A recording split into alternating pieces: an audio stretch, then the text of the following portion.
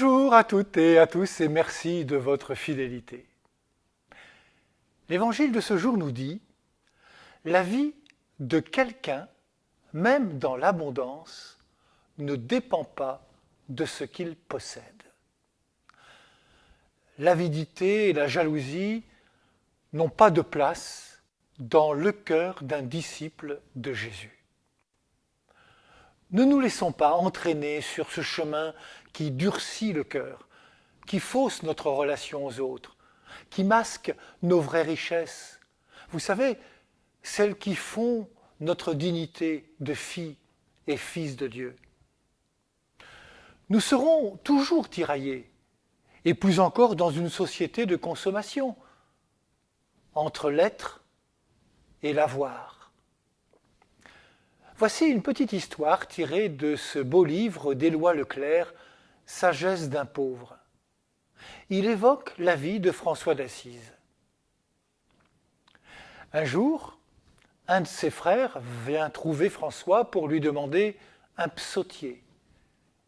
Et François est allé en chercher un, le brûla dans la cheminée et en apporta les cendres à son frère. « Voilà ton psautier. » Le frère ne comprenait pas.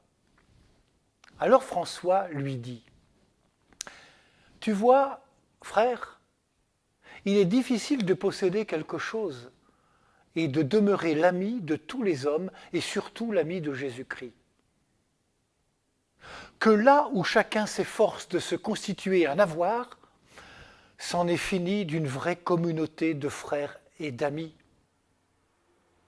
C'est ainsi que François lui expliquait la tragédie de l'avoir, telle qu'il la voyait.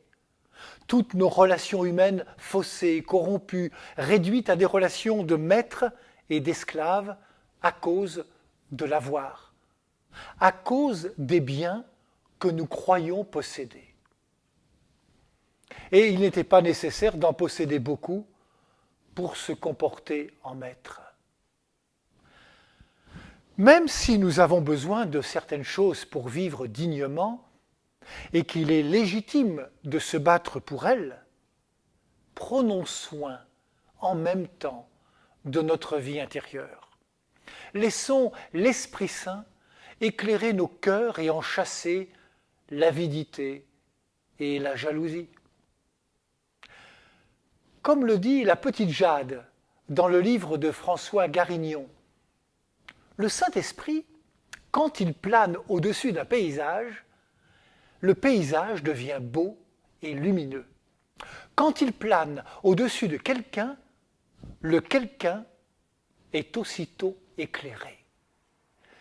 La vie de quelqu'un ne dépend pas de ses richesses extérieures, mais bien de celles de son cœur. Ce que Dieu regarde, c'est toujours la richesse intérieure que nous possédons toutes et tous.